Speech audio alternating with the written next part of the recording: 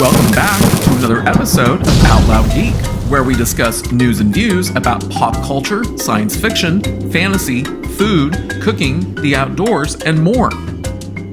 Several more new movies and one old one opened in theaters this weekend that ended on May 5th, 2024. Two of the new movies managed to open in this weekend's top 5 at the domestic box office, as did the old one. This was a better weekend overall in terms of total domestic box office earned by the weekend's top 5 movies. 2 weeks ago, it was only $44.7 million,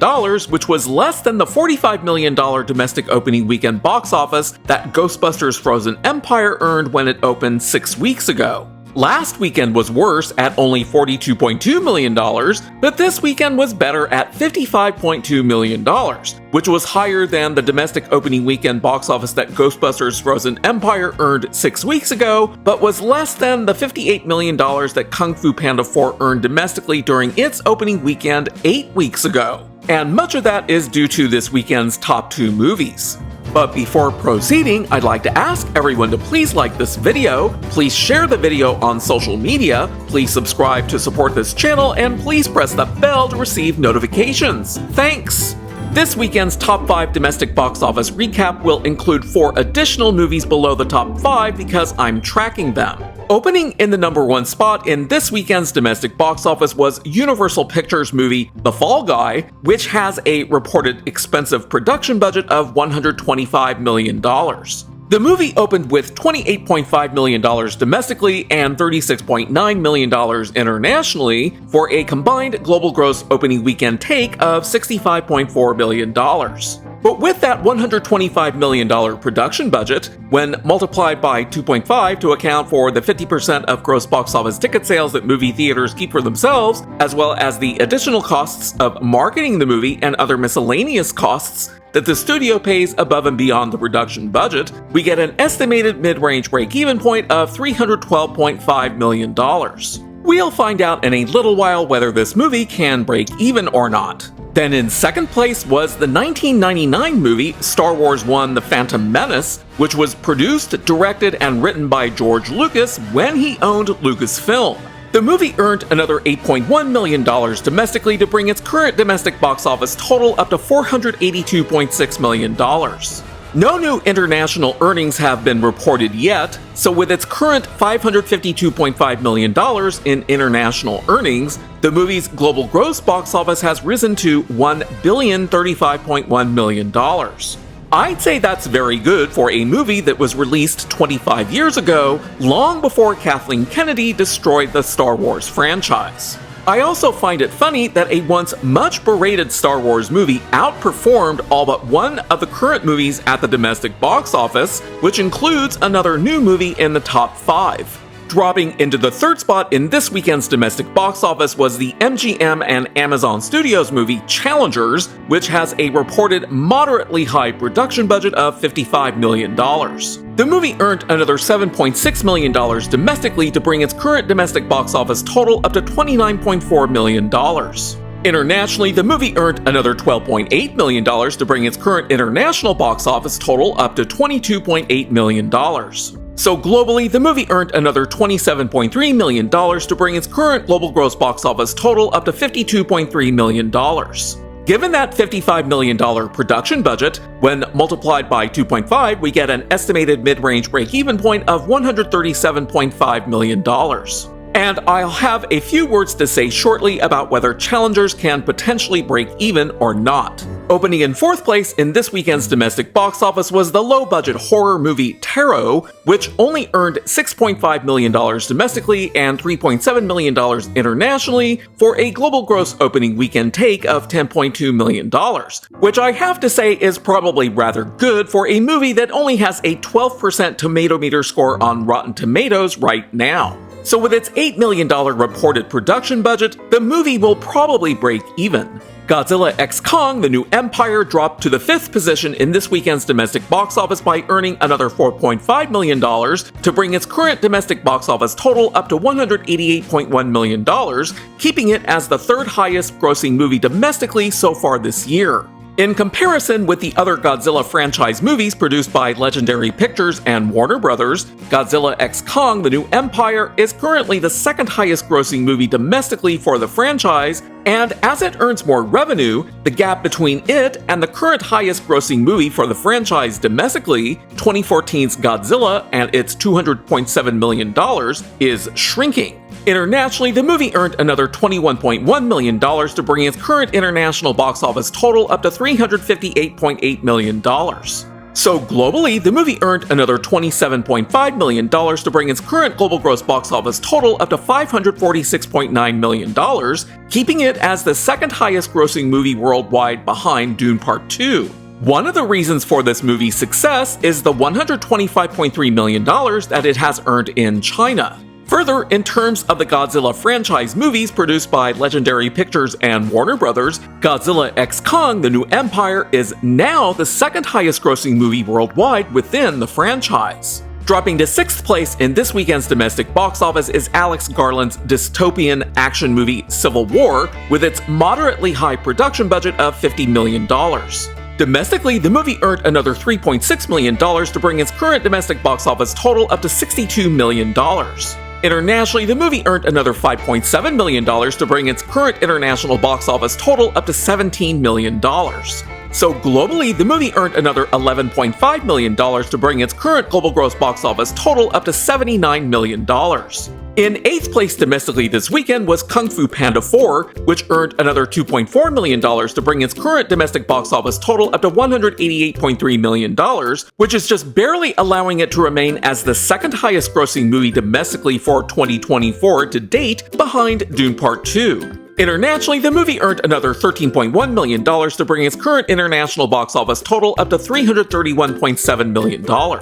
So globally, the movie earned another $16.5 million to bring its current global gross box office total up to $520 million, keeping it as the third highest grossing movie worldwide for 2024 to date, behind Dune Part 2 and Godzilla x Kong: The New Empire. Dropping to 10th place domestically this weekend was Ghostbusters: Frozen Empire, which earned another $1.8 million to bring its current domestic box office total up to $109.9 million. Internationally, the movie earned another $4.6 million to bring its current international box office total up to $85.2 million. So globally, the movie earned another $7.1 million to bring its current global gross box office total up to $195.1 million. And finally, in 12th place domestically this weekend was Dune Part 2, which earned another $785,000 to bring its current domestic box office total up to $281.3 million, which maintains it as the highest grossing movie domestically for 2024 to date. The reason for its large decline as compared with last week is due to the movie now playing in a lot fewer movie theaters. Internationally, the movie earned another $2.4 million to bring its current international box office total up to $426.9 million. So globally, the movie earned another $4 million to bring its current global gross box office total up to $708.4 million, which maintains Dune Part 2 as the highest grossing movie worldwide for 2024 to date. And it remains the first and only movie so far this year to break $700 million.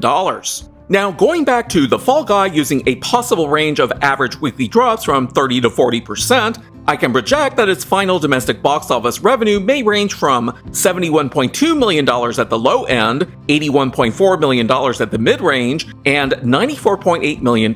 at the upper end. And with its current domestic share of 43.58%, I can project that its final global gross box office revenue may range from $163.5 million at the low end, $186.8 million at the mid-range, and $217.7 million at the upper end. So with its estimated mid-range break-even point of $312.5 million, as I calculated earlier in the video, the movie is a flop and stands to lose somewhere on the order of $94.8 million to $149 million in global gross box office revenue, which, when divided by 2 to account for the 50% of gross box office ticket sales that movie theaters keep for themselves, means that Universal Pictures stands to lose around $47.4 million to $74.5 million. Going back to challengers, using a possible range of average weekly drops from 30 to 40%, I can project that its final domestic box office revenue may range from $51.1 million at the low end, $56.3 million at the mid-range, and $63.1 million at the upper end. And with its current domestic share of 56.37%, I can project that its final global gross box office revenue may range from $90.7 million at the low end, $99.8 million at the mid-range, and $111.9 million at the upper end. So with its estimated mid-range break-even point of $137.5 million, which is obtained by multiplying the movie's $55 million production budget by 2.5, the movie is a flop and stands to lose somewhere on the order of $25.6 million to $46.8 million in global gross box office revenue, which, when divided by 2 to account for the 50% of gross box office ticket sales that movie theaters keep for themselves, means that its studios stand to lose around $12.8 million to $23.4 million. I calculated this in response to an individual who posted a comment to the video that I had posted about last week's box office roundup, in which he or she doubted when I said in that video that Challengers is going to flop. Going back to Godzilla x Kong: The New Empire, it reportedly had a production budget of $135 million, which, when we multiply by 2.5 and 3.0 respectively, we get an estimated break-even point ranging from $337.5 million to $405 million. So to project what the final domestic box office for Godzilla x Kong: The New Empire might be, I'll use a range of average weekly drops that are based on one standard deviation above and below the overall average weekly drop for the past 4 Warner Bros. Godzilla movies, which is 39.47%. And with a standard deviation of 6.58%, that creates a range from 32.89% to 46.05%. Using that range, I can project that the final domestic box office for Godzilla x Kong: The New Empire may range from $195.5 million at the low end, $197.8 million at the mid-range, and $200.9 million at the upper end, which is a slightly more narrow projection than last week's, but maintains a small possibility that the movie could potentially become the franchise's highest-grossing movie domestically if it can earn more than the $200.7 million that the first Godzilla movie in this franchise earned in 2014. To project what this movie's final global gross box office might be, I'll use the movie's current domestic share of 34.39%, which is slightly lower than last weekend's domestic share. So using that domestic share, I can project that the movie's final global gross box office may range from $568.5 million at the low end, $575.2 million at the mid-range, and $584.3 million at the upper end, which is a slightly higher but more narrow projected range than last week's. And since that low end of the projected final global gross box office range is $568.5 million, that increases the probability for this movie becoming the franchise's highest grossing movie worldwide if it surpasses the $561.1 million that 2017's Kong Skull Island earned. At any rate, Godzilla x Kong: The New Empire, like Dune Part 2 and Kung Fu Panda 4, has already broken even, so all of the additional money that it's currently earning is counting directly towards the movie's profitability. Going back to Civil War, with a $50 million production budget, when multiplied by 2.5 and 3.0 respectively, we get an estimated break-even point ranging from $125 million to $150 million. Using a range of possible average weekly drops from 30 to 40%, I can project that this movie's final domestic box office may range from $70.9 million at the low end, $73.1 million at the mid-range, and $75.8 million at the upper end, which is a slightly lower projection than last week's. Given that there aren't that many foreign countries where Civil War is supposed to be released, and there appears to be very little interest in the movie outside of the US so far, the movie's current domestic share is lower than last week's but is still rather high at 78.5%. Using that domestic share, I can project that the movie's final global gross box office revenue may range from $90.4 million at the low end, $93.1 million at the mid-range, and $96.6 million at the upper end, which remains well below what this movie needs in order to break even. So again, unless the movie can obtain a lot more international interest and revenue, Civil War is going to flop.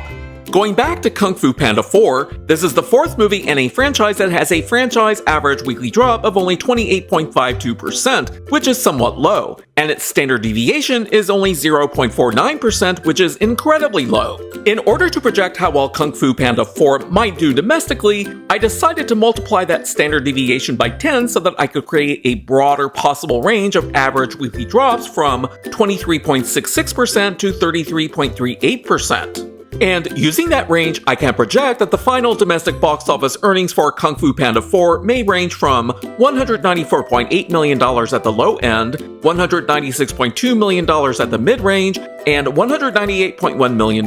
at the upper end, which is nearly the same as last week's projected range. Currently, Kung Fu Panda 4 is the second highest grossing movie domestically for the Kung Fu Panda franchise, but its current final domestic box office projections show that it won't surpass the $215.4 million that the original Kung Fu Panda movie earned domestically in 2008. But the movie's domestic share did slightly drop again to 36.22%, so I can project that the movie's final global gross box office will probably range from $537.5 million at the low end, $541.7 million at the mid-range, and $546.8 million at the upper end, which is a slightly higher but more narrow projection than last week's. In terms of the overall Kung Fu Panda franchise, Kung Fu Panda 4 will clearly surpass the $521.2 million that Kung Fu Panda 3 earned in 2016, so it won't be the franchise's lowest grossing movie worldwide. Given that Kung Fu Panda 4 has a production budget of only $85 million, when multiplied by 2.5, we get an estimated mid-range break-even point of only $212.5 million. Thus, like Dune Part 2 and Godzilla x Kong: The New Empire, Kung Fu Panda 4 has already broken even and made bank. Going back to Ghostbusters: Frozen Empire, this is the fifth movie within the Ghostbusters franchise, which began in 1984. With a production budget that's only $100 million, when multiplied by 2.5 and 3.0 respectively, we get an estimated break-even point ranging from $250 million to $300 million.